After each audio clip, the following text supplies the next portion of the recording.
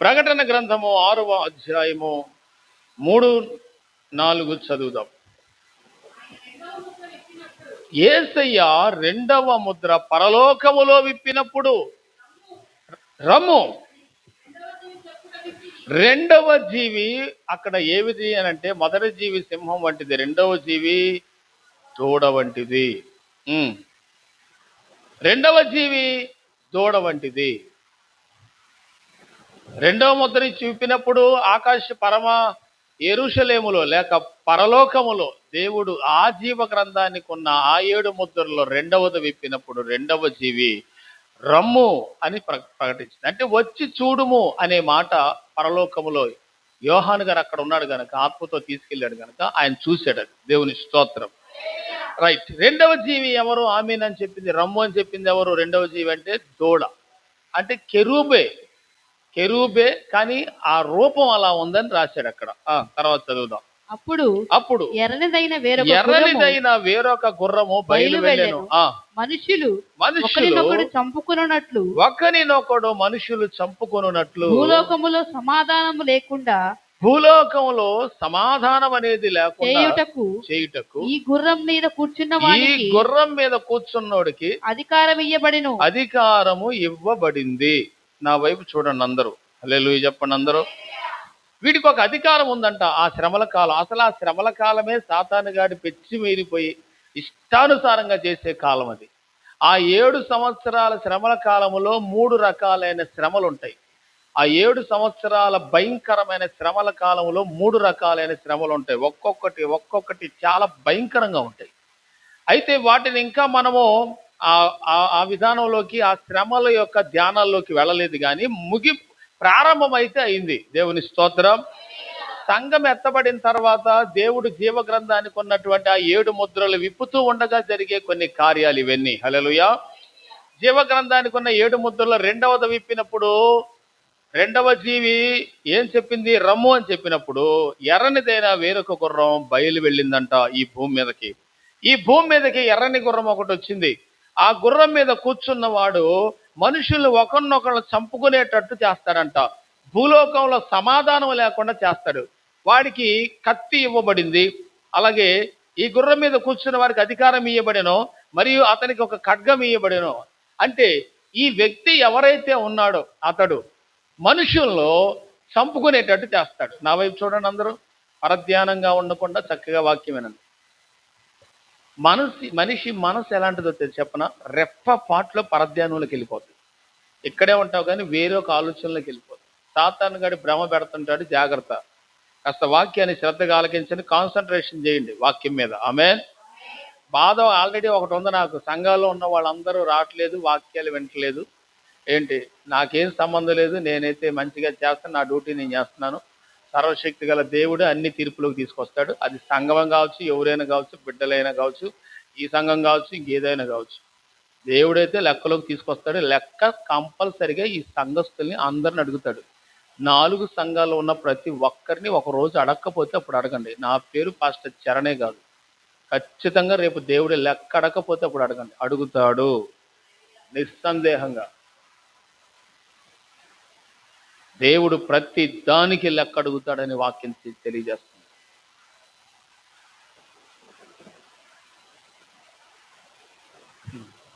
హల్లెలూయా. రెండవ ముద్ర విప్పినప్పుడు జరుగుతున్నదేమనగా, ఈ భూమి మీదకి ఒక ఎర్రని గుర్రం వచ్చిందంట. రక్తంతో తడిసిపోతే అసలు ఈ లోకం, ఈ భూమి అట్లా ఒక్కొక్కడు చంపుకుంటారు. ఇప్పుడు ప్రియులారా, ఈ 7 సంవత్సరాల శ్రమల కాలం ఇంకా రాకముందే ఇప్పటికే ఈ భూమి మీద ఎన్నో వేల లక్షల మర్డర్లు జరిగాయి. ఒకరినొకళ్ళు చంపుకున్న వాళ్ళు, కొట్టుకున్నవారు, తలపగలు కొట్టుకున్నారు. అవునా? ఇష్టానుసారంగా బాంబ్ బ్లాస్ట్ చేసుకున్న వాళ్ళు, యుద్ధాల్లో చనిపోయిన వాళ్ళు 1 కాదు 2 కాదు, కొన్ని లక్షల మంది, కోట్ల మంది ఇలాగున సమాధానం లేకుండా చచ్చిపోయిన వాళ్ళు ఉన్నారు. సాతానుగాడు ఎప్పుడో ఈ పని ప్రారంభించాడు, కానీ ఇది అంతర్భావంగా లేకపోతే కనబడకుండా అదృశ్యంగా ఉండి చేస్తూ వచ్చాడు. ఈ యేసు, మన ప్రభు అయిన యేసుక్రీస్తు వారు పరలోకములో జీవగ్రంథానికి ఉన్న రెండవ ముద్ర విప్పినప్పుడు ఈ భూమి మీద వాడు బయలుపరచబడతాడు డైరెక్ట్గా. ఇక డైరెక్ట్గా బయలుపరచబడతాడు. అపవాది ఏజెంట్గా, సాతాను గాడి ఏజెంట్గా బయలుపరచబడతాడు వాడు. వాడు వచ్చి అంటే ఏ విధమైనటువంటి ప్రేరేపణ, ఏ విధమైన నాశనాన్ని చేస్తాడంటే వాడు మనుషుల్ని చంపుకునేటట్టు చేస్తాడు, మనుషులు యుద్ధాలు చేసుకునేటట్టు చేస్తాడు, మనుషుల్లో కుటుంబాల్లో సమాధానం లేకుండా చేస్తాడు. ఇది వాడి పని. ఇది వాడు చేసేటువంటి పని. వాడికి ఆ అధికారం ఉందంట. ఇది ఎందుకని అంటున్నాడంటే 7 సంవత్సరాల శ్రమల కాలం కృపాకాలం కాదు, అది శ్రమల కాలం. అది సాతానుగాడికి ఇక చివరి గడి. అది వాడు ఆ 7 సంవత్సరాల శ్రమల కాలంలో మిగిలిపోయిన జనం ఎవరైతే రక్షణ పొందకుండా యూదుల్లో కానీ అన్ని జనుల్లో కానీ ఈ దేశంలో కానీ ఉన్న దేశాలన్నింటిలో కల్లా ఎవడో మారలేదు, ఎవడో రక్షణ పొందలేదో, ప్రభు రెండో రాకడ వచ్చే సమయానికి ఎవడైతే మార్పు చెందలేదో, ఎవరైతే అలాగే పాపంలో పడిపోయి ఉన్నారో, విగ్రహారాధన చేస్తూ ఉన్నారో, ఎవరైతే అలాగా మరి ఇంకా ఈ లోకంలో ఇంకా శరీర సంబంధమైనవన్నీ చేస్తూ వ్యభిచారం చేస్తూ అసలు చేయరాని కార్యాలన్నీ చేస్తూ యేసుప్రభు రాకడ వచ్చే సాయనికల్లా వాళ్ళు అట్లాగే ఉండి మారకపోతే వాళ్ళు యూదులు కావచ్చు గాక ఇంకెవరైనా కావచ్చు గాక అందరికీ ఈ భయంకరమైన శ్రమల కాలం ఉంటుంది. ఈ శ్రమల కాలంలోనే వాడొచ్చి ఒకరినొకళ్ళు చంపుకునేటట్టు చేస్తాడు. వాడు చంపుకునేటట్టు చేసినప్పుడు ఎంత మారణ హోమంగా ఉంటుందో ఆలోచించండి. భూమి మీద అందరూ కూడా ఇక మనశ్శాంతి లేని వాళ్ళు అయిపోతారు. ఇంట్లో వాళ్ళు చంపుకుంటుంటే ఇంకా మనశ్శాంతి ఏముంటుంది? ఏమండి, గొడవలు జరిగితేనే మనశ్శాంతి ఉండట్లా, ఇక చంపుకుంటుంటే ఎట్లా ఉంటుంది? ఏ ఇంట్లోనైనా ప్రతి ఇంట్లో ఏదో ఒక మర్డర్ జరుగుతూనే ఉంటుంది. అలా జరుగుతున్న కాలం ఎందుకు, అసలు ఆ కాలం అట్లా ఎందుకైంది? ఎందుకంటే ఈడు సమాధానం లేకుండా చేయటానికి వచ్చే ఒక సాతానుగాడి దూత. వీడి ద్వారానే ఈ భూమి మీద ఉన్న జనం మొత్తానికి ఒక భయంకరమైన బలమైన శోధనలు రాబోతున్నాయి. వీడి ద్వారానే కుటుంబాలు శోధనలు రాబోతున్నాయి. సమాధానం లేకుండా చేసి గొడవలు పెట్టించేసి అందరినీ చంపుకునేలాగా చేసి కుటుంబంలో దేశంలో ఈ భూమి మీద మనశ్శాంతి లేకుండా చేసి ఏడుపులు పెడబొబ్బులతో దేశం అంతటా ప్రపంచం అంతటా అట్లా ఉండిపోవటానికి వాడు ఆ పని చేస్తాడు. వాడు ఆ టైంలో వస్తాడు. రెండవ ముద్ర విప్పినప్పుడు వాడి అధికారం ఏంటంటే చంపుకునేలా చేయటం. అందుకే వాడు ఎర్రని గుర్రం మీద వస్తుంది. ఎరుపు రక్తానికి సాదృశ్యం, రక్తం చిందించబడటానికి సాదృశ్యం. మరి వాడికి ఉన్న అధికారం అది, వాడు అలా చేస్తాడు. కానీ ఇప్పుడు నేను మీకు ప్రకటించేది ఏంటయ్యా తర్వాత ఈ ముద్రలో తర్వాత ఏంటయ్యా అంటే చదువుదాం. ఈ గుర్రం మీద కూర్చున్న వాడికి అధికారం ఇయ్యబడెను, మరియు అతనికి ఒక పెద్ద ఖడ్గం ఇయ్యబడెను. ఇప్పుడు ఖడ్గం దేనికి సూచన? చంపుకోవటానికి సూచన. దేనికి సూచన? ఇప్పుడు చూడండి, ఇంటికి ఒక మర్డర్ జరుగుద్దో 2 మర్డర్లు జరిగితే తెలియదు. ఆ కాలంలో మనశ్శాంతి ఉండదు. ఇక ఏడుపులు బెడబొబ్బులే.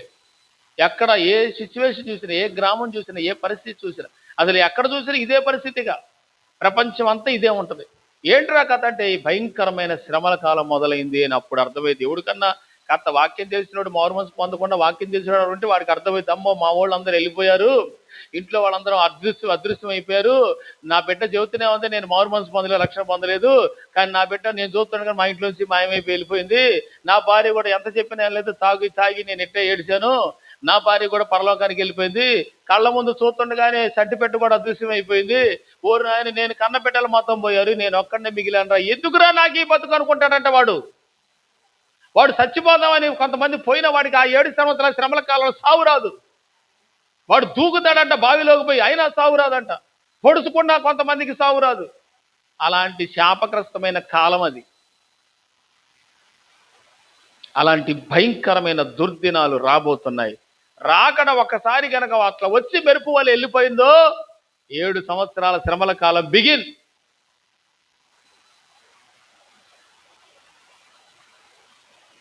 ఈ 7 సంవత్సరాల శ్రమల కాలంలో మనశ్శాంతి ఎవడికి ఉండదు.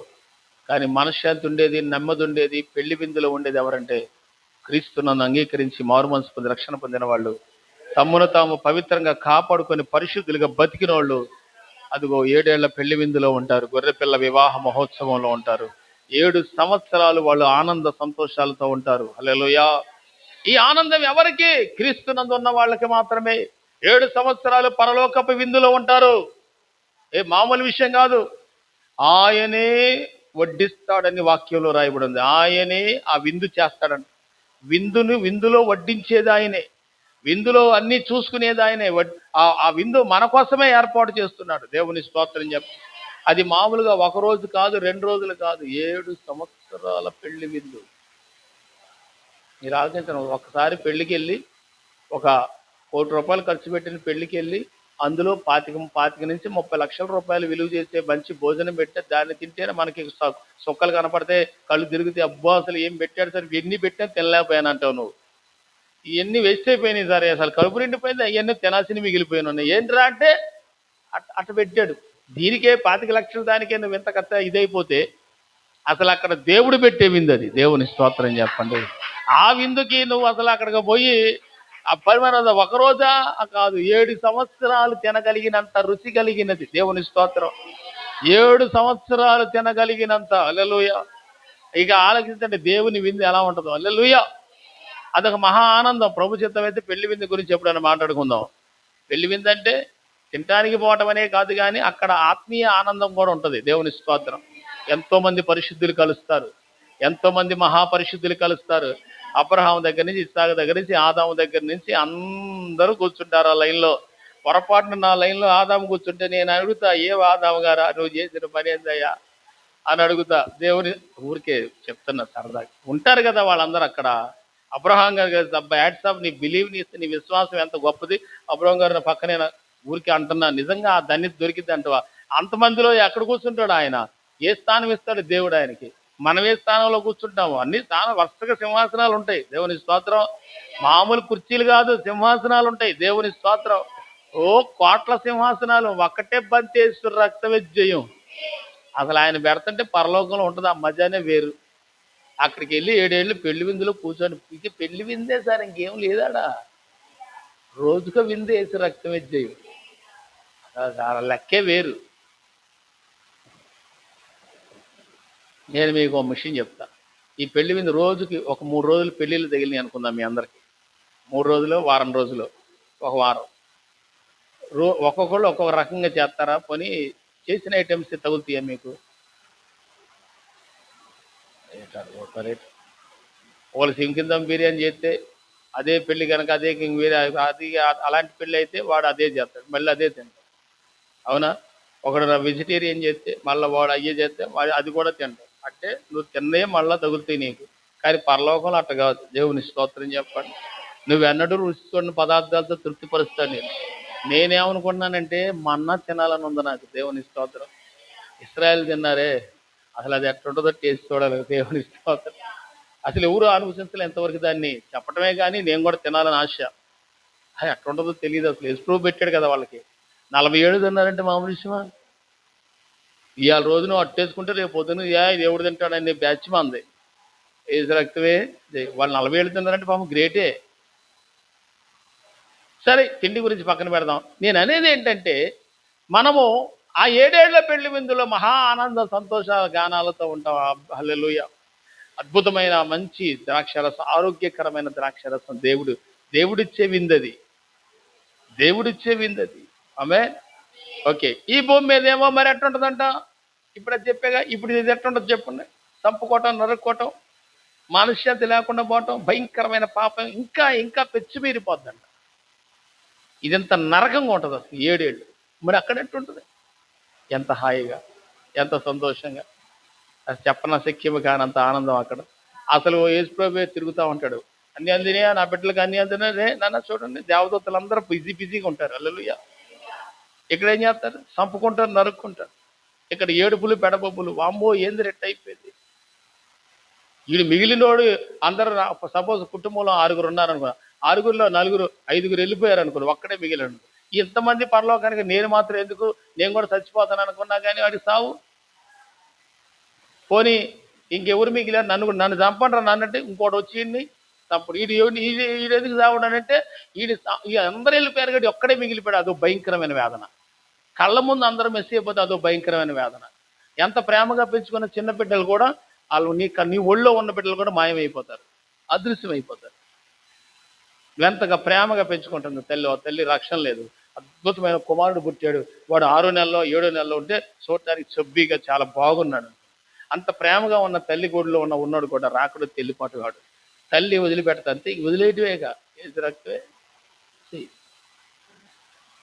ఏంటనుకున్నారు? అదే ఆ రోజు ఏసై ఉగ్రత రోజు, 7 ఏళ్ల శ్రమల రోజు. మామూలు విషయం ఏంటి? అసలు పోయే ఫ్లైట్ మొత్తం యాక్సిడెంట్ అయిపోతుంది. ఆ రక్షణ పొందినోడైతే ఏసు రక్తమే. ఇటు ట్రైన్ తోలేవాడు రక్షణ పొందినోడైతే, ట్రైన్లో ఉన్న వాళ్ళందరూ, ఫ్లైట్లో ఉన్న వాళ్ళందరూ పైకి అందులో బాప్తిస్మం పొందిన వాళ్ళు అట్టించటే పై చెప్పటమే, ఇక ఏం లేదు. ఇక స్తోత్రం. ఇద్దరు స్కూటీ మీద బాప్తిస్మం పొందిన వాళ్ళు ఎంతంటే ఇద్దరు వెళ్ళిపోతే స్కూటీ వెళ్ళిపోతావు, పోయి అదో ఎటో కూడా పడుద్ది పోయి. హల్లెలూయా. మాట్లాడలేదు మీరు ఎవరు. హల్లెలూయా. ఇంట్లో మంచిగా స్తుతికూడికి జరుగుతుందానికి అందరూ బాప్తిస్మం పొందిన వాళ్ళు అందరూ ప్రార్థన చేసుకుంటే మొత్తం మాయమైపోతారు. దేవుని ఏదిరా కథ అంటే వాళ్ళు వేసుకున్న వస్త్రాలు మాత్రమే విడవపడతాయి. వస్త్రాలు మాత్రం వదిలేస్తారు, మహిమ వస్త్రం ధరించుకుని వెళ్ళిపోతారు. ఈ వస్త్రాలు తెల్లం. హల్లెలూయా. మహిమ వస్త్రం ధరించుకుని అట్టే రెప్పపాట్లోనే ఏర్రా లేరు. వీడి ప్రాంతంలో కూర్చుంటాడు, కానీ ఎంతకాలం చెప్పినా వీడు మారడు, వీడు ఒక్కటి మిగిలిపోతాడు. ఇది కథ, రేపు జరిగిపోయేది ఇదే. ఎట్టా సార్ పరిస్థితి మరి. మన ఇళ్లలోనేమో చాలా మంది బాప్తిస్తాలు పొందారు. పోనీ వాళ్ళు ఏమన్నా తర్వాత ఏమన్నా మారుమనసు పొందుతారంటే పొందడానికి మారుమనసు పొందేంత రక్షణ ఇచ్చేవాడు ఉన్నాడు. ఇక వాడే పశ్చాత్తాపడి ఏడిచి రక్షణ పొంది, రక్షణ లేకపోయినా మారుమనసు పొంది పశ్చాత్తాపడి ప్రార్థన విజ్ఞాపనలు చేసుకోవడం ఒక పక్క భయంకర. ఇంట్లో నుంచి బయటకు వస్తే మటర్లు, ఇంట్లో నుంచి బయటకు వస్తే సమాధానం లేదు, ఇంట్లో నుంచి బయటకు వస్తే ఏడుపులు పెడపప్పులు, వామ్మో గందరగోళంగా ఉంటుంది అసలు. వీడు బయటికి రాకుండా కొంపలో నుండి ప్రార్థన చేసుకుంటా, స్తోత్రం నన్ను క్షమించు ప్రభా, అయ్యో నా బిడ్డలు నా కళ్ళ ముందు దృశ్య వైపు మహిమ దేహాన్ని ధరించి వెళ్ళిపోయారు, అమ్మో నేను ఇక్కడ ఎందుకు మిగిలినరా అయ్యా, నీ రాకడ కోసం ఎదురు చూస్తున్నా అంట. ఏ రాకడది? బహిరంగ రాకడ. 7 ఏళ్ళు ఆగాల. 7 ఏళ్ళు ఈ శ్రమలకి వీడు పడుతూనే ఉండాల. కొంపలోంచి బయటికి రాకుండా కాపాడుకోవాలి, అంతే. చేసేది ఏమీ లేదు. తిన్నవా తినలేదా ఏసు రక్తమే జయం. హల్లెలూయా. ఇక 7 ఏళ్ళు కనుక అయిపోతే అప్పుడు నా తండ్రి పరలోక పెళ్లి విందులు ముగించుకొని పరిశుద్ధులందరినీ తీసుకొని 7,000 పరిపాలన కోసం భూమి మీదకి దిగి వస్తాడు. ఏట్రా కథ అంటే వస్తానే ఈ యూదులు పరిశుద్ధులు వీళ్ళు మొత్తాన్ని కూడా పశ్చాత్తాపడిన వాళ్ళు ఉంటారు, కొంపలో ఇంట్లో కూర్చొని ప్రార్థన చేసుకుంటూ ఉంటారు. వాళ్ళందరినీ కూడా పట్టుకుంటాడు. ఇక మొత్తాన్ని 20 అందరూ మంచిగా. మరి వీళ్ళు ఎవరు తెలుసా? మహాశ్రమల నుంచి చెప్పాను, ధ్యానం చేసాం, గుర్తుందా? మహాశ్రమలు బాగా 7 సంవత్సరాల శ్రమలు పడి నలిగి వచ్చిన వాళ్ళు వీళ్ళు. ఇక వీళ్ళకు కూడా తెల్లని వస్త్రాలు ఇచ్చేసేస్తారు. ఇంక అప్పటికీ మారని బ్యాచ్ కూడా ఉంటారంట. అయినా ఆ శ్రమల్లో కూడా మారనోళ్ళు ఉంటారంట. ఇక వాళ్ళని తీసుకెళ్ళి అగ్నిగంధకంలో యేసు రక్తమే. ఇంత అవకాశం ఇచ్చినా మారకపోతే దేవుడు మాత్రం ఏం చేస్తాడు? మీరు చెప్పండి. హల్లెలూయా. ఇన్ని అవకాశాలు ఇచ్చినా మారకపోతే ఏం చేస్తాడు దేవుడు? Okay, right. ఆ 7 సంవత్సరాల పెళ్లి విందు అది. ఈ భూమి మీద 7 సంవత్సరాల భయంకరమైన శ్రమలు. అందులో కుటుంబం నుంచి ఒక వ్యక్తి బయటకు వస్తే నరుక్కోవటమే, ఏం లేదు, ఇక చంపుకోవటమే. ఇక ఇది చెప్పారు. ఇది 2వ ముద్ర. ఎంత భయంకరంగా ఉందో 2వ ముద్ర. 3వ ముద్ర కొద్దాం. ఆయన 3వ ముద్రను విప్పినప్పుడు రమ్ము అని 3వ జీవి చెప్పుట వింటిని. 3వ జీవి ఎవరు? మనుష్యుని ముఖం వంటి ముఖము గలది. మనిషి ముఖం ఎట్టుందో అలా ఉందంట, కెరూబు. హల్లెలూయా. నావి చూడండి, ముఖం ఏమో మనిషి లాగా ఉంది. ఇక్కడి నుంచి కింద వరకు అన్ని ముఖం మనిషిదే. ఇక్కడి నుంచి కింద వరకు మొత్తం యావరూపలాగా. హల్లెలూయా. ఇప్పుడు ఈ 3వ ముద్ర విప్పినప్పుడు భయంకరమైన టైట్ సిచ్యువేషన్. మళ్ళా ఫస్ట్ చెప్తా. ఫస్ట్ ముద్ర విప్పితే ఏంటి? చూడకుండా, బైబిల్ చూడకుండా యాంటీ క్రైస్ట్ వచ్చి సాధ్యమైనంత వరకు ఏర్పరచబడిన వాళ్ళని కూడా మోసం చేస్తాడు. వాడు ఆది నుంచి ఈ 2000 సంవత్సరాలుగా ఉన్నాడు, కానీ బయటకు వస్తాడు. అప్పుడు వచ్చినప్పుడు ఆడే యేసుప్రభుగా, నేనే యేసుప్రభుని అంటాడు. వెలుగు దూతగా చెప్తాడు. అన్ని వాడే ప్రజలను మోసం చేస్తాడు, యూదులు మోసం చేస్తాడు. అదొక భయంకరమైన విధానం. అది 2. ఎర్రని గుర్రం మీద వస్తాడు, చంపుకునేటట్టు చేస్తాడు. ఓకేనా? అయితే 3వది. నేను చూడగా ఇదిగో ఒక నల్లని గుర్రము కనబడెను. ఏం గుర్రం కనపడింది? అంతకుముందు మళ్ళీ చూడాల్సిందే. తెల్లని గుర్రం. తెల్లని గుర్రం అనేసరికి తెల్లని గుర్రం మీద యేసుప్రభు వస్తున్నాడు అనుకుంటారు. పుట్టిదే అంత. యేసుప్రభు కదా, యాంటీ క్రైస్ట్. యేసుప్రభు అప్పుడు ఎందుకు వస్తాడు? అప్పుడు రాడు ఆయన. 7 సంవత్సరాల శ్రమల కాలం మధ్యలోనైనా రావచ్చు, లేక 7 సంవత్సరాలు ముగింపు అయిన తర్వాత అన్నా రావచ్చు. అదేదో మీకు క్లారిటీ ఇస్తాను నేను. చూద్దాం. ఫస్ట్ ఆఫ్ ఆల్ ఆయన మూడవ ముద్ర విప్పినప్పుడు రమ్ము అని మూడవ జీవి చెప్పుట వింటిని. నేను చూడగా ఇదిగో ఒక నల్లని గుర్రము కనబడెను. దాని మీద ఒకడు త్రాసు చేత పట్టుకొని కూర్చుండి ఉండెను. మరియు దేనారమునకు ఒక సేరు గోధుమలనియు. ఆగండి, అది చదవకుండా 5వ వాక్యం వివరిస్తా చూడండి పిల్లరా. నల్లని గుర్రం వచ్చిందంట, మూడవ ముద్ర విప్పాడు. యేసు ప్రభు మూడవ ముద్ర ఎక్కడుండి విప్పబోతున్నాడు చెప్పండి. యేసు ప్రభు మూడో ముద్ర అసలు ఈ ముద్రలని ఎక్కడ ఉండి విప్పుతున్నాడని అంటున్నాడు. ఈ భూమి మీద విప్పుతాడా లేకపోతే పరలోకంలో? పరలోకంలో తండ్రి ఎదుటే దేవుని స్తోత్రం, అంతే కదా. తండ్రి ఎదురు చేతిలోంచి తీసుకొని ఇక విప్పటం స్టార్ట్ చేశాడు, అవునా కాదా? ఆయన అక్కడ పరలోకంలో విప్పుతున్న ముద్రలు బట్టి ఈ భూమి మీద అలాంటి తెగుళ్ళు వస్తూ ఉన్నాయి. అక్కడ విప్పటం, ఇక్కడ తెగుళ్ళు రావటం, అది పరిస్థితి. హింసలు రావటం, అది పరిస్థితి. ఓకేనా? Okay, right. ఇక్కడ మూడవ ముద్ర విప్పినప్పుడు ఆ నల్లని గుర్రం కనపడిందంట. దాని మీద కూర్చున్న వాడి చేతిలో తక్కెట ఉందంట. తక్కెట అంటే త్రాసు. ఇప్పుడు మీరు వెళ్ళామంటే వచ్చేటువంటి వాళ్ళు పలానా కూరగాయలు అమ్మినా ఏదమ్మినా ఇలా త్రాసు పెడతారు కదా, ఏంటి తక్కెట కాట అంటారు కొని, అది ఏదో ఒకటి అర్థమైంది కదా. అది ఎవరి చేతిలో ఉందంట? ఈ నల్లని గుర్రం ఎవడైతే ఎక్కుతున్నాడో వాడి చేతిలో ఉందంట. దాని అర్థం ఏంటో తెలుసా ప్రియులరా? వాడేదో తీర్పు తీర్చుతానని కాదు, అది కాదు దాని అర్థం. వాడు ఏం చేయబోతున్నాడో నేను ఇప్పుడు చెబితే మీ అందరు ఆశ్చర్యపోతారు. చాలా భయంకరమైన సిచ్యువేషన్ ఇది. వాడి చేతిలో ఎందుకు త్రాసు ఉంది? నల్ల గుర్రం మీద ఎక్కేవాడు వాడి చేతిలో త్రాసు ఉండటం ఏంటి అసలు? ఎందుకు? దాని అర్థం ఏంటి అని అంటే ఇప్పుడు చదవండి 6.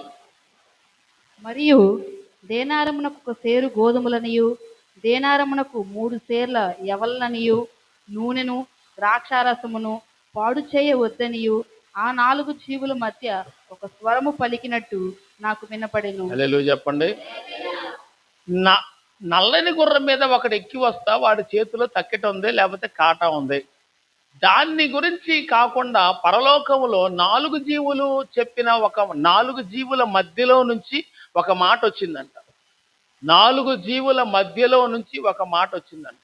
మళ్ళీ చెప్తున్నాను వినండి, 4 జీవుల మధ్యలో నుంచి ఒక మాట వచ్చింది. 4 జీవుల మధ్యలో నుంచి వచ్చిన మాట ఏంటంటే ఎవరి మాట అంటే దేవుని మాట. దేవుడు ఏమంటున్నాడు? దేవుని మాటే, దేవుని ఆత్మ మాట్లాడిన మాట, కానీ అవి జీవులు మాట్లాడిన మాట కాదు. రైట్, ఇప్పుడు చూద్దాం. మరి దేవుని అంటే ఆ 4 జీవుల మధ్యలో నుంచి వచ్చిన మాట దేవుని మాట. ఏమని అంటున్నాడు అక్కడ? దేనారమునకు ఒక సేరు గోధుమలను. దేనారం అంటే ఇక్కడ అరబ్ దేశాల్లో మనకేమో రూపాయలు, రూపాయి 2 రూపాయలు అని పిలుస్తాం, వాళ్ళు దీనారస్ అంటారు. దీనారాల్ని ఇప్పుడైతే ఒక దీనారం ఆల్మోస్ట్ చాలా కాస్ట్ ఉంటుంది, దాదాపుగా 4-5 వేల రూపాయల పైనే ఉంటుంది, ఇంకెక్కువే ఉండొచ్చు. నాకు పెద్దగా ఐడియా లేదు, నేను చూడలేదు, నెట్లో చూస్తే తెలిసేది. ప్రార్థన విజ్ఞాపనలు చేస్తా వచ్చాం కదా, ఇక చూడలేదు, నిన్న కూడా ఖాళీ లేక చూడలేదు. దీనారం అంటే అరబ్ కంట్రీలో దీనారానికి చాలా వేల. ఇప్పుడు సపోజ్ నేను అమెరికా చెప్తా, అమెరికా $1, $1 వచ్చేసి ఒక $100 వచ్చేసి మన ఇండియన్ కరెన్సీలో 4,500 మినిమం, ఒక 100 అటు ఇటుగా ఉంటుంది. భారతదేశం ₹1 అసలు అక్కడ ఇతర దేశాలు వాల్యూ లేదు. ఒక దేశం కూడా ఒక దేశం 2 దేశాలకు కొంచెం వాల్యూ ఉంది, కానీ మన భారతదేశం ₹1 ఇతర దేశాలకు విలువే లేదు. అందుకే మన ఇండియన్ కరెన్సీ అమెరికాకి తీసుకెళ్ళినప్పుడు మనం ఒక 10,000 ఇచ్చి మాకు డబ్బులు ఇవ్వమంటే వాడికి ఏ 200 300 ఇస్తాడు, మనకి 200 ఇస్తాడేమో, $200 ఇస్తారేమో. ఆ $200 అక్కడ మనం కొనుక్కోవాలి. అంటే మన కరెన్సీ కంటే అమెరికన్ కరెన్సీ వాల్యూ ఎక్కువ, అర్థమైందా? $100 ఇక్కడ మన ఇండియాలో 4,500 వస్తుంది, వాళ్ళ $100 ఇక్కడ మినిమం మ్యాక్సిమం ఏంటి అంటే మీకు అర్థమైందా నేను చెప్పింది? అమెరికా యొక్క $100 నోటు లేక ₹100 నోటు మన ఇండియాలోకి వాల్యూ ఎంత అంటే 4,500 రూపాయలు ఇంచుమించు. ఒక్కోసారి పెరిగిద్ది, ఒక్కోసారి తగ్గుతుంటుంది. మినిమం 4,500 అయితే ఉంటుంది. మన $100 తీసుకెళ్ళి అడిగితే ఏంది ఇది ఏమవుతాయి అంటాడు వాడు. అది వేరు. ఆ బైబిల్ గ్రంథం ట్రాన్స్లేషన్ చేసే టయానికి దాని వాల్యూ అంత ఉంది అప్పుడు. ఇప్పుడు దీనారు వేరు, రేపు మళ్ళీ శ్రమల కాలం వచ్చినప్పుడు ఇంకా పెరుగుద్ది, అప్పటికి ఇంకా పెరుగుద్ది. దినారం వాల్యూ వేరు. నేను దినారం గురించి చెప్తున్నా. దినారం అంటే అరబ్ కంట్రీస్లో వాళ్ళు వాడుతున్నటువంటి వాళ్ళ దినారం అంటే ₹1 వాల్యూ. మన అమెరికన్ కరెన్సీ కంటే వాళ్ళ రేట్ ఎక్కువ. వాళ్ళ ₹1 రేటే ఎక్కువ అమెరికన్ కరెన్సీ కంటే. దేవుని స్తోత్రం. అంత కాస్ట్. ఇక్కడేమో ₹10 అని రాసేసరికి ₹10కి ఎన్ని వస్తాయి, ఎట్ట వస్తాయి? ఇప్పుడు కాదు, ఇప్పుడే రావు. పోనీ నువ్వు చెప్పు. మామూలుగా డిస్కషన్ చేసుకుందాం. దీనారమునకు ఒక సేరు గోధుమలు వస్తాయా? సేరు అంటే ఎంత తెలుసా? సపోజ్ ఎగ్జాంపుల్ ఒక మానిక అనుకుందాం. మానికి గోధుమలు తీసుకురండి ₹10కి పోయి. సో కొన్ని లెక్కలు మనం ఇప్పుడు ప్రజెంట్ కాలానికి వేసుకోవాలి. కొన్ని లెక్కలు ఏంటంట ప్రజెంట్ కాలానికి మార్చుకోవాలి. అదే ₹10కి మనం బయటికి వెళ్తే, ఇప్పుడు నందిగాంలో ₹10 ఏమన్నా, అసలు ₹10 ఉన్నాయి మీ దగ్గర? ఒక్కటి కూడా లేదా? నా దగ్గర దాచిపెట్టా ఉంది. 5 పైసలు, 10 పైసలు, ₹10, పావల, రూపాయి అన్నీ దాచిపెట్టారు. చిన్నమ్మ గారు దాచిపెట్టింది. ఊరికే చూద్దామని, గుర్తుకుంటాయని, తర్వాత తరానికి పరిచయం చేద్దామని ఉంచింది అట్లా కొన్ని. నేనేమన్నానంటే పిల్లరా, ఆ ₹10 కూడా వాల్యూ ఉందా అంటే లేదు. అసలు రూపాయికే లేదు. మీరందరూ మనసులో ఏమనుకున్నారంటే 500కే లేదు అని. 500 ఎట్ట మారితే అట్ట అయిపోతుంది. అట్లాంటి పరిస్థితులు ఉన్నాయి ఇప్పుడు. ఇప్పుడే మన ఇండియాలో నెట్టుంటే అది మనకంటే ఫాస్టెస్ట్ కంట్రీ, మనకంటే రిచ్ కంట్రీ. వాళ్ళ ధనం ముందు ప్రపంచం మొత్తం తల ఉంచాల్సిందే. అలాంటి దేశం ఇంకెంత ఫ్యూచర్లో ఇంకెంత డెవలప్ అవుద్ది, ఫ్యూచర్లో ఇంకెంత వాల్యూ వస్తుంది వాళ్ళ దినారానికి. సో వాల్యూ ఎక్కువ అని చెప్తున్నాను. ఓకేనా? ₹10 అయితే కాదు, ₹10 కాదు, వాల్యూ ఎక్కువ. రానున్న రోజుల్లో వాల్యూ పెరిగిద్ది. సో ఇప్పుడు మీరు చూడండి, 4 జీవుల మధ్యలో నుంచి ఒక శబ్దం వినపడింది. అంటే అది దేవుని స్వరం. దేవుడే చెప్తున్నాడు. అసలు వీడు నల్ల గుర్రం మీద వచ్చినప్పుడు, కాటా పట్టుకున్నప్పుడు దీని అర్థం ఏంటంటే కరువులు, భయంకరమైనటువంటి కరువులు. చెప్పండి ఏంటండి? భయంకరమైనటువంటి కరువులు. మళ్ళా చెప్పండి అందరూ. కరువులు కాదు, మహాకరువులు, భయంకరమైన కరువులు. హల్లెలూయా. అసలు ఎట్లుంటుందో తెలుసా? నవ్వేజు ఇప్పుడు మీకు మినరల్ వాటర్ కొనుక్కుంటున్నాగా, వాటర్ కూడా కొనుక్కుంటామని బైబిల్లో ఉంది. చూపిస్తా మీకు. వాటర్ కూడా కొనుక్కుంటామంట రాకడొచ్చే ముందు. అలాంటి పరిస్థితులు వచ్చేసినాయి ఇప్పుడు ప్రజెంట్. కొన్ని చోట్ల పంచాయతీ వాళ్ళు పంపించే పంపుతో దానికి కూడా ట్యాక్స్ కడుతున్నాం. చెప్పండి, ట్యాక్స్ కడుతున్నాం. రానున్న కాలంలో ఇంకా మంచినీళ్ళు దొరకకుండా టైట్ అయిపోతుంది.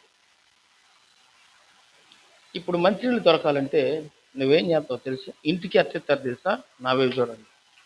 ఇంటికి సపోజ్ కొంపలో ఆ టైంలో శ్రమల కాలంలో 2-3 మిగిలారు అనుకుందాం. దరిద్రం కొద్ది 2-3 మిగిలారు అనుకుందాం. ఆ మిగిలినటువంటి వాళ్ళు బాబా ఈ రక్షణ లేని వాళ్ళు ఉంటారుగా, వీళ్ళకి మంచినీళ్ళు కావాలంటే కరువు అంటే భోజనం కావాలన్నా, రైస్ కావాలన్నా ఇప్పుడు మార్కెట్లకు వెళ్ళి మీరు కొనుక్కుంటున్నారు. కానీ ఆ కాలంలో మార్కెట్లు ఎవరి స్వాధీనంలో ఉంటాయి తెలుసా? చివరి రాజు స్వాధీనంలో, సాతానుగాడి స్వాధీనంలో ఉంటాయి. ఎవరి స్వాధీనంలో? సాతానుగాడి స్వాధీనంలో ఉంటాయి. చెప్పండి, ఎవరి స్వాధీనంలో? సాతానుగాడి స్వాధీనంలో ఉంటాయి మొత్తం. బరే నువ్వెవర్రా? నేను పలానా వ్యక్తిని. ముద్ర ఉందా నీకు? ముద్ర ఉందండి. ఏంటి ఇప్పుడు కథ?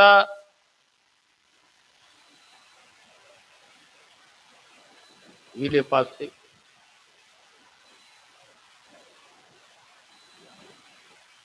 హల్లెలూయా చెప్పండి అందరూ. మీకు అర్థమవుతుందా? ఇప్పుడు ఆ నల్లని గుర్రం దేనికి సాదృశ్యంగా ఉందంటే భయంకరమైనటువంటి కరువులకి సాదృశ్యంగా. ఆ కాలంలో కరువులు మీరు నేను ఊహించినట్లుగా ఉండదు. ఇప్పటి వరకు కరువులు అంటే నాకు తెలిసి మీరెవరు చూసుండరు. కరువు అనేది అమ్మా నాన్న మనకు అలా పెంచలేదు. ఒకవేళ ఇప్పుడున్న పెద్దోళ్ళు ఎవరైనా ఉంటే వాళ్ళు ఒకవేళ మా కాలంలో కొంచెం బాగా వర్షాలు లేక పంట సరిగా పండక కొంచెం మాకు ఇబ్బంది అయిందిరా.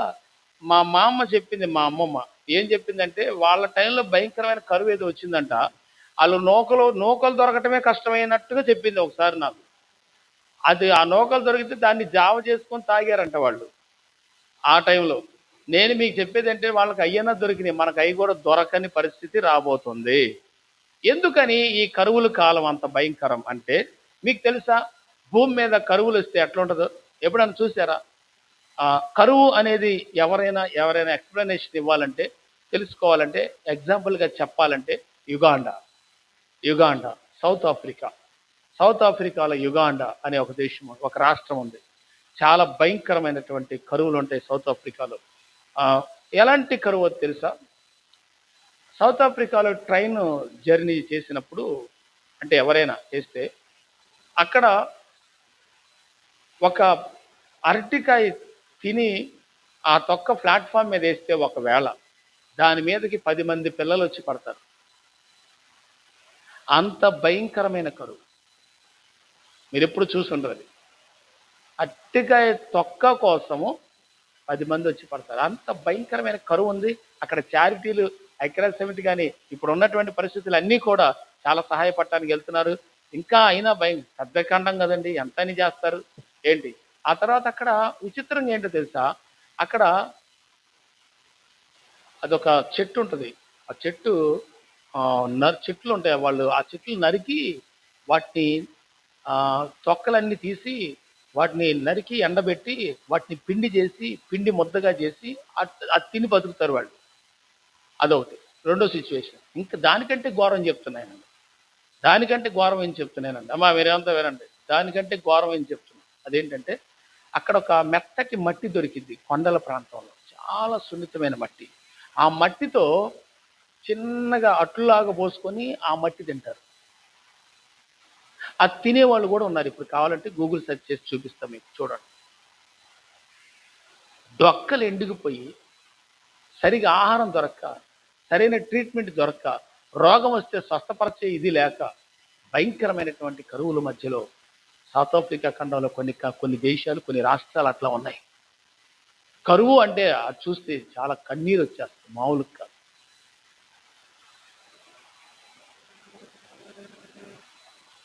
అయితే ఇంతకంటే చాలా ఘోరమైన కరువు రాబోతుంది.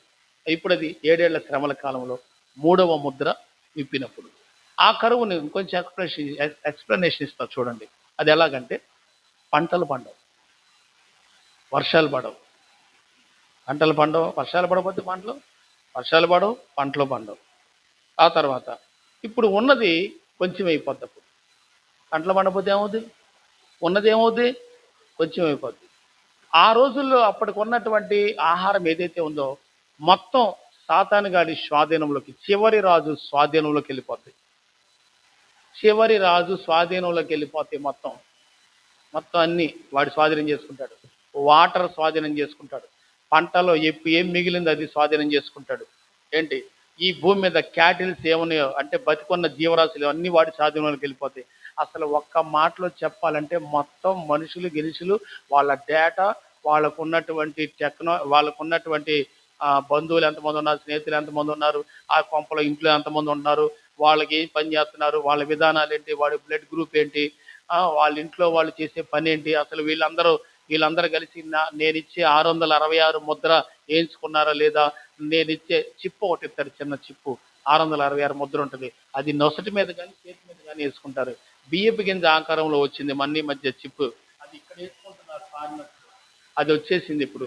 ఆ తర్వాత ఇన్ఫర్మేషన్, నీ డేటా మొత్తం కూడా అందులో ఉంటుంది. ఇప్పుడు ఆధార్ నెంబర్ కొడితే నీ బతుకంతా బయటపడినట్టుగా, అంటే నా ఉద్దేశం ఏంటంటే ఇన్ఫర్మేషన్ అని. ఆధార్ నెంబర్ కొడితే నీకు లోన్లు ఉన్నాయో లేవో తెలుస్తుంది. ఆధార్ నెంబర్ కొడితే నీ పేరు మీద ఎంత వస్తుందో తెలుస్తుంది. ఆధార్ నెంబర్ కొడితే నీ భవిష్యత్తు, నీ ఇంటి పేరు, నీ వ్యవహారం, నీకున్నటువంటి ల్యాండ్స్, నీకున్నటువంటి ఆస్తులు, తర్వాత ఇంకా నువ్వు చేసే ఏమన్నా. ఒకవేళ ఆధార్ నెంబర్ కొడితే ఇప్పుడు బ్లడ్ గ్రూప్ కూడా వస్తుంది. బ్లడ్ గ్రూప్ ఏంటి కూడా వస్తుంది. ఆధార్ నెంబర్ కొడితే నీకు ఎంతమంది పిల్లలు అనేది కూడా వస్తుంది. అసలు నీ ఫ్యామిలీ ఎక్కడ, నీ ఊరు ఎక్కడ, నీ వ్యవహారం ఎక్కడ, మొత్తం అన్నీ ఉన్నాయి. అయితే ఇప్పుడే ఇన్ని ఉన్నాయి. రేపు ఆ కాలంలో వాడు ఈ కార్డులన్నీ క్యాన్సిల్ అయ్యి చిన్న చిప్ వస్తుంది. ఆ చిప్కి గవర్నమెంటే పర్మిషన్ ఇస్తుంది. ఇప్పుడు ఆ కాలం రాబోతుంది. దేవుని స్తోత్రం. ఇవన్నీ క్యాన్సిల్ అయిపోయి ఇంత పెద్ద కార్డు ఎందుకని ఎంత చేశారు, ఇంత పెద్దది ఎందుకని ఎంత చేస్తారు. నేను భవిష్యత్తులో జరగబోయేది బైబిల్ గ్రంథంలో ఉన్నాయి చెప్తున్నా. ఎంత ఉంటుంది కార్డు చిప్పు. అప్పుడు గవర్నమెంట్ పర్మిషన్ వస్తుంది. అట్లా లేకపోతే కుదరదండి, తప్పదండి.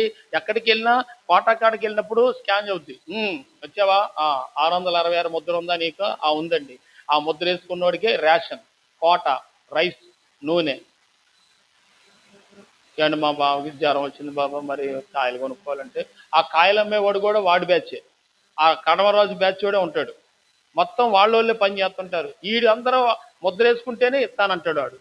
మరి ఇప్పుడు ఇంటికి నీళ్ళు ఎట్టిస్తారా అంటే ఇదిగో ఒక్కోడికి మూత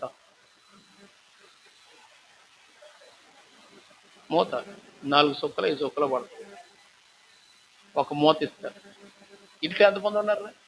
అది కూడా ఎవరు ఎట్లిస్తారు అని అంటే ఆడు ముద్ర వేసుకుంటేనే ఇస్తారు. ఇక్కడ బైబిల్ అంటుంది ఆడు ముద్ర వేసుకోవద్దు అంటుంది. ఆడు ముద్ర వేసుకుంటే 660 పరలోక రాజ్య ప్రవేశం లేదంట. అటేమో ముద్ర వేసుకోకూడదు, ఇటేమో బతకటానికి వీడి దగ్గర కావచ్చు ఇంకో దారి, ఆడికి దండం పెట్టాలి, బాంఛం చేయాలా లేదు. మరి ఏంటి పరిస్థితి? ఇప్పుడు ఏం చేయాలి పరిస్థితులు? బైబిల్లో రాయబడి ఉందంట, దేవుడంట వారిని ఆశ్చర్యంగా పోషిస్తాడంట. ఆ భయంకరమైన శ్రమల కాలంలో కూడా దేవుడు తన వారిని, మార్పు చెంది ఉంటారే, ఏడుతుంటారే, వాళ్ళని పోషిస్తాడంట. ఏలియాని కాకులతో పోషించిన దేవుడే పరిశుద్ధులుగా మారి మహాశ్రమలు గుండా వచ్చే వాళ్ళు ఎంతమంది అయితే ఉన్నారో వాళ్ళందరినీ ఆ తండ్రే పోషిస్తాడు. అయితే ఈ జనానికి మాత్రం ఇదిగా రారా తీసుకో, స్కాన్ వేసుకో, పాము మంచిళ్ళు అవుతుంది బాగా, ఇది సరిపోవు సార్, అయ్యా వస్తాయి రా ఈ అంటది, వెళ్ళిపో తీసుకో సార్, ఇంకో నూనె కూడా ఇంకో ఇంతే, నూనె కూడా ఇంతే, మరి రైస్ కూడా ఇంతే. ఒక్కరికి ఏం జరుగుతుంది? పలహారం అన్న ఇంత పెడతారు, ఇది అసలు అంత కూడా లేదు. భయంకరమైనటువంటి కరువులు ఉండటం వలన ఆ చివరి రాజు చేసేటువంటి భయంకరమైన ఆ పరిపాలన. ఇప్పుడు మీకు రేషన్ షాపులు ఉన్నాయా? ఉన్నాయి కదా. రేషన్ షాప్ దగ్గరికి వెళ్ళినప్పుడు మీరు ఏం చూపిస్తే ఇస్తాడు? రేషన్ కార్డు ఉందిగా, అవన్నీ క్యాన్సిల్ అయ్యి ఇక్కడ కొత్తది రేషన్ కార్డు. అప్పుడు గవర్నమెంట్ అంటది చిన్న ఆపరేషన్ చేయించుకుంటే ఎంత అంటాడు, అట్ట పెడతాడు. అంతే సార్, పెద్ద విషయం లేదు, పిల్లోడికి ఇంజక్షన్ చేసినంత అంటారు. అప్పుడు ఊళ్ళో ఉన్న వాళ్ళందరూ ఏం చేస్తారు తెలుసా?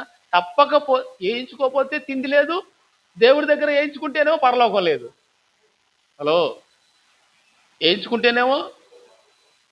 వేయించుకోపోతేనేమో తిండి లేదు, వేయించుకుంటేనే పరలోకం లేదు. ఇప్పుడు చెప్పండి, మహాశ్రమ కాదా ఇది? భయంకరమైన శ్రమలు.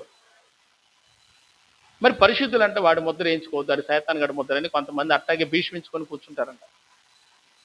కరువు అందరూ చెప్పండి, కరువు మూడో స్టేజ్, కరువుల్లో మూడో స్టేజ్ చెప్పండి.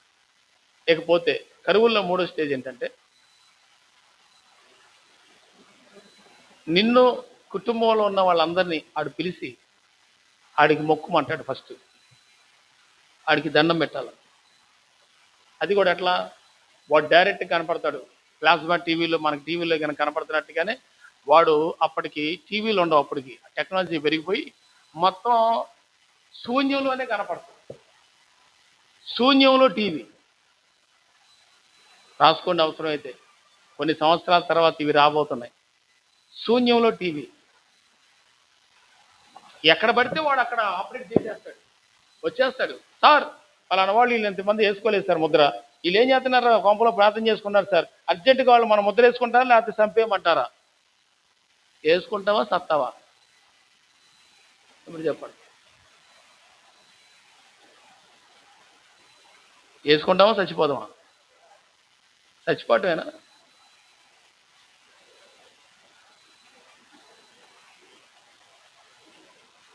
చచ్చిపోవడానికి సావు రాదు, ఆడు బెదిరెత్తాడంటే. ఈ జనం మొత్తం ఎక్కడ ఇదైపోతారో తెలుసా?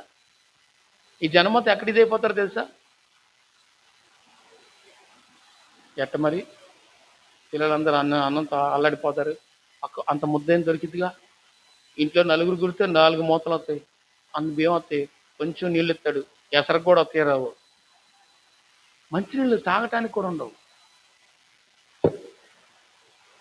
అక్కడ దేవుడు అన్న మాట ఏంటంటే, ఆ 4 జీవుల మధ్యలో నుంచి వచ్చిన స్వరం ద్వారా దేవుడు మాట్లాడిన మాట ఏంటంటే, నూనె ద్రాక్షారసం పాడు చేయొద్దు, దేనారమునకు ఒక సేరు ఎవలని గోధుమలని 2 సేర్ల యవలని ఒక స్వరం వినబడిందంట. ఎక్కడ? పరలోకంలో 4 జీవుల మధ్యలోంచి వినబడింది. అంటే దేవుని యొద్ద నుంచి వచ్చింది. అంటే ఆ కాలంలో ఏముంటదని? భయంకరమైన కరువులు ఉంటాయి, భయంకరమైన కరువులు సంభవిస్తాయి. వాడికి మొక్కితేనే వాడు పెడతాడు, లేకపోతే ఆహారం ఉండదు. ఇది ఒక భయంకరమైన శ్రమ. సమృద్ధిగా పంటలు పండవు, తెగుళ్ళు వస్తాయి, భయంకరమైన రోగాలు ఉంటాయి. ఇప్పుడు 280 రోగాలు ఉన్నాయి ఇప్పుడు భూమి మీద మనుషులకి. 7 ఏళ్ల శ్రమల కాలంలో రెట్టింపు అవుతాయి. ఉన్న రోగాల కంటే ఎక్కువ అవుతాయి. ఈ ఒక్క బాడీకి 240 రోగాలు కన్ఫర్మ్ అయినాయి శాపం వచ్చిన తర్వాత. దేవుని స్తోత్రం కలుగునుగాక. హల్లెలూయా. Okay, right. ఇప్పుడు నేను వివరించేది చూడండి. ఆ 4 జీవుల మధ్య ఒక స్వరం పలికినట్టు నాకు వినబడెను. ఏంటి ఆ స్వరం? దేవుని స్వరం. ఏమని మాట్లాడాడు? భయంకరమైన కరువులు రాబోతున్నాయి, దేనారమునకు 1 సేరు గోధుమలని, దేనారమునకు 2 సేర్ల యవలని, నూనె ద్రాక్షారసం పాడు చేద్దని ఒక స్వరం వినపడింది. అంటే ఆ కాలంలో భయంకరమైన కరువులు రాబోతున్నాయి, ఆహారాన్ని పాడు చేయొద్దు అని ఎవడైతే ఈ చివరి రాజు అన్నవాడు వాడే ఆజ్ఞాపిస్తాడు. వాడి కిందకి వెళ్ళిపోవాలి, ప్రపంచం మొత్తం వాడి కిందకి వెళ్ళిపోవాలి. అంటే ప్రపంచంలో ఉన్న మొత్తం ఆడి కిందకి వెళ్ళిపోవాలంటే ప్రపంచంలో ఉన్నటువంటి కరెన్సీ మొత్తం ఒకటే కరెన్సీ అవ్వాలి. అర్థమైన వాళ్ళకి అర్థమైనంత. నేను ముందే చెప్పాను చాలా లోతుగా ఉంటాయని. ఏమండి, ఇప్పుడు ప్రపంచం మొత్తం వాడు పరిపాలించాలి అంటే ప్రపంచం మొత్తం కరెన్సీ ఒకటే ఉండాలి. మరి ఇప్పుడు కరెన్సీ ఒకటే ఉందా అంటే దాదాపుగా ఒక 3-4 దేశాల కరెన్సీ ప్రజెంట్ ఇప్పుడు ఒక్కటిగా కొనసాగుతున్నారు, ఒక్క కరెన్సీగా. రేపు రానున్న రోజుల్లో అది విస్తరించి ప్రపంచం మొత్తం ఒక్కటే కరెన్సీ మెయింటైన్ చేస్తారు. అది కూడా రాబోతుంది త్వరలో. ఎందుకు రాబోతుంది అది త్వరలో అంటే ఆ కడమరాజు కోసమే. ప్రపంచం మొత్తం 220 దేశాలు ఉన్నాయి 6 నేల మీద. ఈ 220 దేశాల కరెన్సీ ఒక్క కరెన్సీ అవ్వాలి. అది కూడా సన్నాహాలు మొదలైంది. ఇది 3వ ముద్ర తిప్పినప్పుడు జరిగే భయంకరమైన ఉత్పాతములు, కరువులు. తిండి విషయంలో సమృద్ధిగా దొరకదు. సగమాకలి కాదు కదా, ఒక్క ముద్ద కూడా కాదు అది. అలాంటి పరిస్థితులు. కొంచెం నీళ్లు, గొంతు తడుపుకోవటమే, కిడ్నీలు పనిచేయవు. ఇప్పుడు మంచినీళ్ళే సరిగ్గా తాకపోతే ఇంకే బాడీ ఏం పని చేస్తుంది సార్? తిండి సరిగ్గా తినకపోతే బక్కోళ్ళు అయిపోరు, ఎట్టయిపోతారు? 7 సంవత్సరాలు లోపేయుడు ఇప్పుడు ఇంత ఆహారం ఉండి ఇంత సమృద్ధిగా ఉండి తింటేనే అంతంత మాత్రంగా ఉన్నాం. రేపు అప్పుడు ఎంత ఉంటుందో భయంకరమైన ఘోరమైన పరిస్థితులు వస్తాయి. ఆ భయంకరమైన కరువుల్లో మనిషి చచ్చిపోదామని ఆలోచనలు కలుగుతాయి అంట. అదొక హింస. 3వ ముద్ర అయిపోయింది. 4వ ముద్ర. ఆయన 4వ ముద్రను విప్పినప్పుడు రమ్ము అని 4వ జీవి చెప్పుట వింటిని. 4వ జీవి ఏంటి? ఓ ఎగురుచున్న పక్షిరాజు, ఎగురుచున్న పక్షిరాజు. ఏం చెప్పింది 4వ జీవి? అప్పుడు నేను చూడగా, రమ్ము అని చెప్పింది 4వ జీవి. చెప్తే వచ్చి చూడమనగా అప్పుడు నేను చూడగా ఇదిగో పాండూర వర్ణము గల గుర్రము కనబడెను. పాండుర వర్ణము గల గుర్రము కనబడెను. గుర్రం కనబడింది. దాని మీద కూర్చున్న వాని పేరు మృత్యువు. అమ్మో అయ్యయ్యా. పాతాళ లోకము వానిని వెంబడించెను. ఖడ్గము వలనను, అదిగో కరువుల వలనను, మరణము వలనను, భూమిలో నుండి క్రూర మృగము వలనను భూనివాసులను చంపుటకు భూమి యొక్క 4వ భాగము పైన అధికారము వానికి ఇయ్యబడెను. 4వ ముద్ర అనండి. ఎంత భయంకరంగా ఉందో కదా. దేవుని స్తోత్రం కలుగునుగాక.